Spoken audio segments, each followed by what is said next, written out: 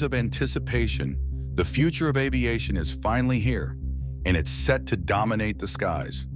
Faster, smarter, and with unmatched stealth, the hypersonic SR-72 is packed with advanced capabilities that outmatch its predecessor, the formidable SR-71. With President Donald Trump leading the charge, could this advanced aircraft help restore peace in the Middle East, particularly between Israel and Hamas? What makes it better than its predecessors? Join us as we explore the unrivaled features and capabilities of the SR-72 as it takes the sky with force. When the SR-71 Blackbird retired in 1988, it left the U.S. Air Force without a unique tool for gathering intelligence and surveillance. While most advanced jets and drones focus on stealth to avoid detection, experts started to believe that speed might be a better way to get through heavily defended airspace. Moving faster than anyone could respond seemed like the next big step. This need led to the development of the son of Blackbird, also known as the SR-72. This aircraft is a hypersonic drone concept developed by Lockheed Martin to succeed the iconic SR-71 Blackbird. Announced in 2013, this technological marvel focuses on intelligence, surveillance, and reconnaissance missions, with potential use in peacekeeping efforts, including in the Middle East. In 2018, Lockheed Martin suggested that a test version of the SR-72 might take flight by 2025, with full operational capability anticipated in the 2030s. One very important aspect is that this aircraft could play a very important role in global security under President-elect Donald Trump's administration.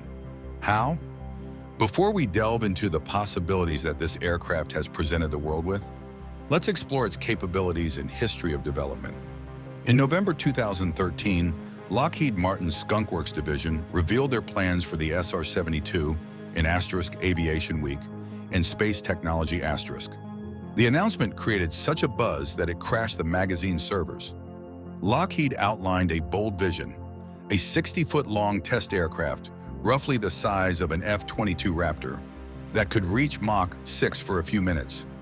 The full-scale SR-72 would be over 100 feet long, match the SR-71's impressive range, and potentially enter service by 2030. However, despite these ambitious plans, funding for the demonstrator or its hypersonic engine wasn't secured at the time. The Air Force was intrigued because hypersonic speeds would give enemies barely any time to react, a critical advantage against future air defenses. General Mark Welsh, the Air Force Chief of Staff, acknowledged the appeal, but admitted that resources for such an advanced project were lacking. Instead, the Air Force decided to focus on the RQ-180 stealth drone, a more affordable option for gathering intelligence in dangerous airspace.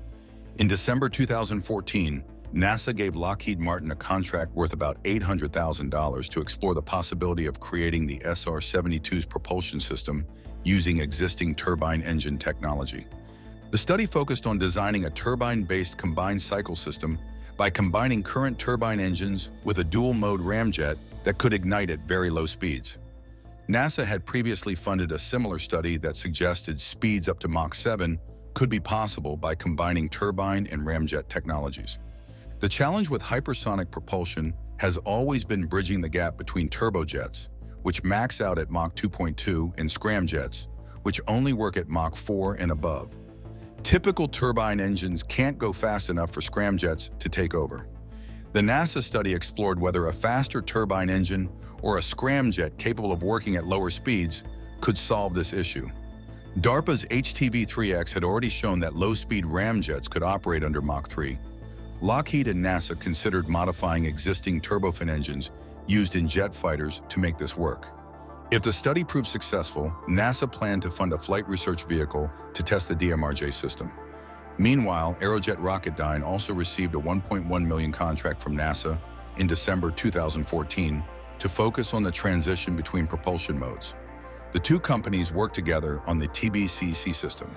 They aim to start developing an SR-72 hypersonic demonstrator in 2018, with its first flight targeted for 2023. By May 2015, the SR-72 was envisioned as a platform for both surveillance and strikes. However, no payloads were specified, likely because existing technology couldn't meet the demands of flying at Mach 6 and 80,000 feet. Aircraft at such speeds and altitudes would need entirely new sensors and weapons to be effective. In March 2016, Lockheed Martin's CEO, Marillyn Hewson, announced that the company was close to a breakthrough that would enable the SR-72 to reach Mach 6. She also stated that a hypersonic demonstrator aircraft, about the size of an F-22 stealth fighter, could be built for under $1 billion, a major step forward for hypersonic technology. In building this exceptional aircraft, Lockheed Martin teamed up with Aerojet Rocketdyne in 2006 to create an engine that could handle these incredible speeds. After an earlier project, the HTV-3X was canceled in 2008. The companies focused on using scramjet technology for the SR-72. The plan was to make a system that worked at all speeds, from slow takeoffs to extreme hypersonic flight. Different engines were designed for specific speeds. Turbojets work best at lower speeds, ramjets perform well at around Mach 3, and scramjets shine at super high speeds like Mach 6. The SR-72 would combine all of these into one system, switching from a regular turbine engine for slower speeds to a scramjet for higher speeds. Both engines would use the same parts for air intake and exhaust, but handle airflow in separate ways. This breakthrough design could make the SR-72 the fastest and most advanced aircraft ever built, ready to handle the challenges of future missions. Flying at speeds of Mach 5 and above is no small feat. At these speeds, the heat generated by friction with the air becomes so intense, it can melt regular metal frames. To solve this problem, engineers plan to use advanced materials like carbon composites, ceramics, and metal blends, similar to those used in intercontinental missiles and the space shuttle.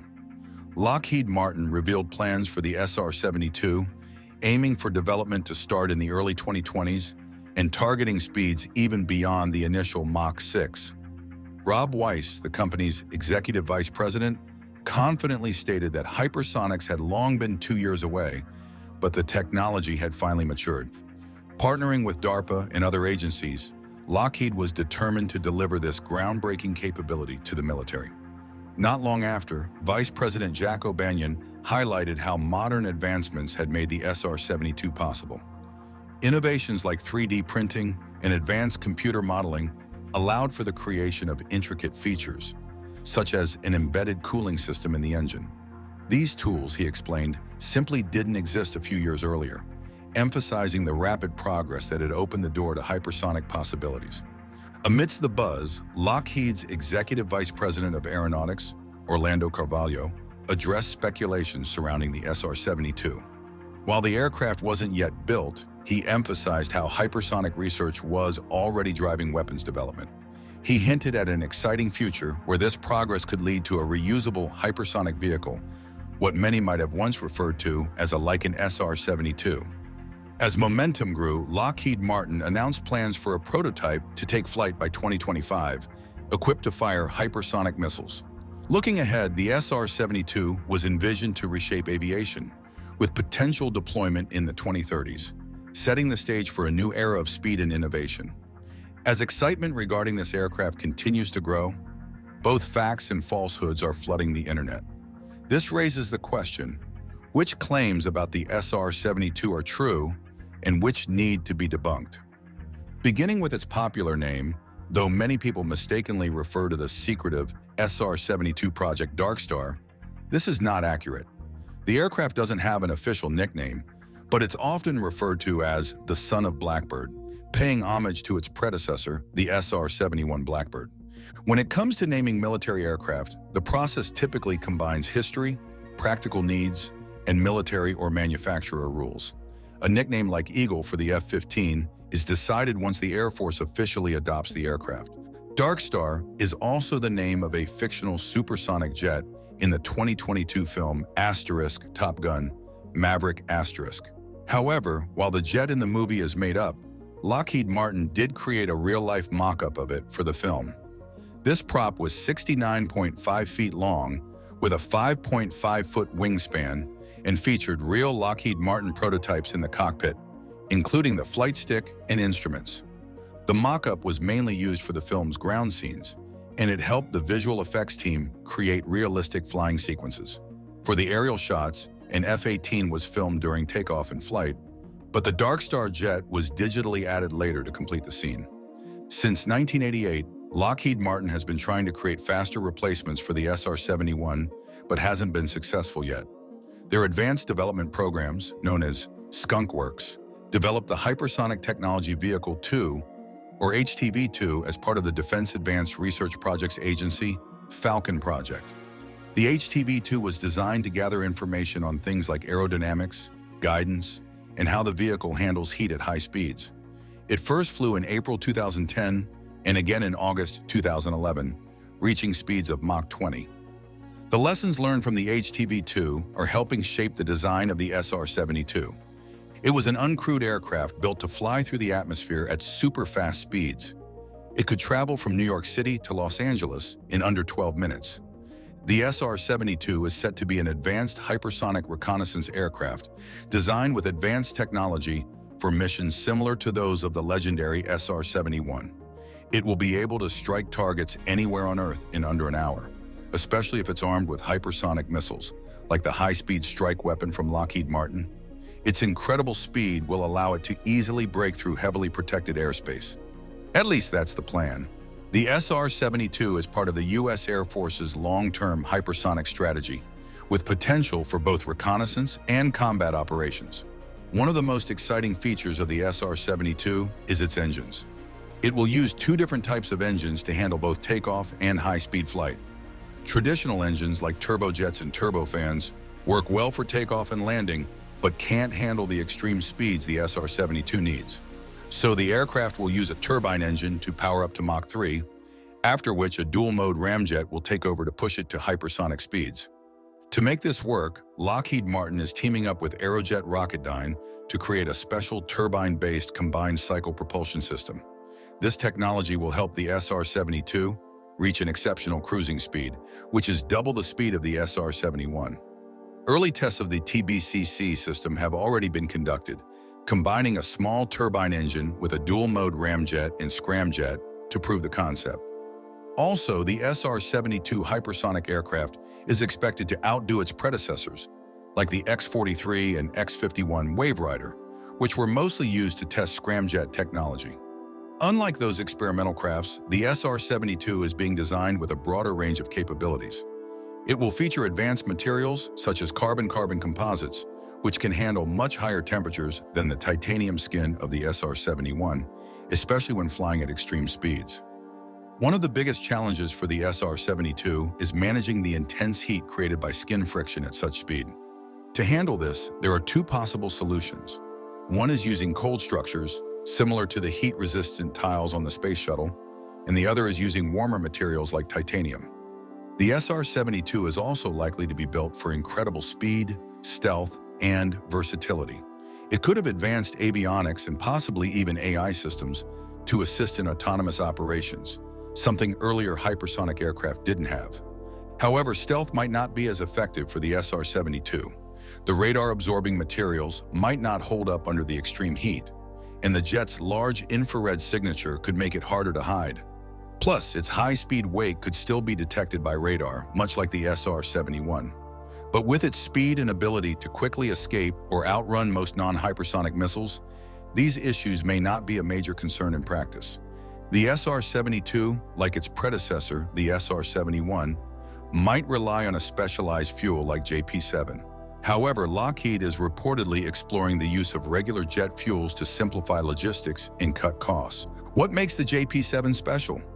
The JP-7 was a unique fuel created specifically for the SR-71 Blackbird. It had special features to meet the demands of high-speed, high-altitude missions. One of its standout qualities was its high flash point, making it much less flammable at lower temperatures, a key safety factor during the SR-71's intense flights. Beyond fueling the engines, the fuel also acted as a coolant for the aircraft's systems, ensuring stability and performance under extreme conditions. Its advanced formulation played a big role in the SR-71's groundbreaking speed and altitude capabilities. Now, to the most important aspect, how would the SR-72 restore peace in the Middle East? And what part does the new president-elect have to play in this event? Donald Trump's presidency could have significant implications for global conflicts and European security, During his first term, he came close to leading the U.S. into a direct war with Iran, and his unpredictable nature continues to challenge Washington's closest allies, especially fellow NATO members. Trump has stated he would end Russia's war in Ukraine if re-elected, but experts warn that a rushed peace deal might leave Kyiv weaker and put European security at even greater risk. Another critical area of concern is the growing conflict between Iran and Israel. While Trump showed restraint toward Tehran during his first term, this approach might change, potentially increasing the chances of direct confrontation if he returns to the White House. China poses a massive long-term challenge, while North Korea remains a growing concern, especially after Trump's earlier attempt to charm its leader during his first term as president fell flat. Before Trump's recent victory, both friendly and hostile nations were already strategizing about how his return to the White House might affect their national interests and major global security issues. Trump's unpredictable nature has always been a wild card, not just for America's adversaries, but also for its closest allies, particularly NATO members. He has openly expressed frustration about how the U.S. has spent decades footing the bill for Europe's security. During his first term, Trump even threatened to pull the U.S. out of NATO, a move that would have likely ended the alliance. However, his tough stance did push allies to increase their defense budgets and invest more in their militaries. Years of underfunding have left European NATO allies and Canada far from being strong, independent military powers. Recovery is happening, but it's too slow for them to stand alone anytime soon. Trump's recent victory will have immediate effects on Ukraine and Iran. During his campaign, he repeatedly promised to end the Ukraine war quickly, but never explained how or what that peace would involve. He has criticized Ukrainian President Volodymyr Zelensky, calling him the greatest salesman on earth, for securing billions of dollars in U.S. weapons and aid. Yet that support, combined with Ukraine's resilience, is the key reason Ukraine has held off nearly 1,000 days of Russian aggression. Without U.S. military aid, Ukraine would lack the firepower to resist, even with help from other allies. In contrast, Vice President Kamala Harris stressed that U.S. support for Ukraine is vital for both American and Western interests, aligning with NATO's stance. While Trump's presidency will likely change U.S. support for Ukraine, it doesn't mean a total surrender. As a self-proclaimed deal-maker, Trump wouldn't want to bear the blame for Ukraine falling completely under Putin's control. Circling back to the growing impact of the United States Air Force in the world, this country is also developing another revolutionary aircraft that the world is anticipating. This aircraft is none other than the NGAD. The NGAD, also known as the Next Generation Air Dominance, its program aims to revolutionize air combat, though many details are still top secret. This new fighter jet isn't just about unmatched speed and agility. It's designed as a family of systems, combining manned jets with drones, advanced sensors, and cutting-edge AI to dominate the skies. Its primary mission? Achieve air superiority and outmatch rivals like China's J-20 and J-31 or Russia's Su-57. Unlike past designs, NGAD isn't just replacing the F-22, it's redefining what a fighter jet can be. It could feature combinations of piloted and unmanned systems, advanced cyber tools, and groundbreaking electronic capabilities. These concepts step far beyond traditional fighter designs, aiming to give the U.S. an edge in future conflicts. Its key technologies include next-level AI, long-range sensors, and precision weapons, allowing the aircraft to spot and destroy targets from far away while staying undetected. It will also seamlessly link with command centers, drones, ground vehicles, and satellites, ensuring lightning-fast data sharing. Advanced materials and possibly even self-repairing features are being explored to make these jets even more resilient. The push for NGAD is partly fueled by global competition.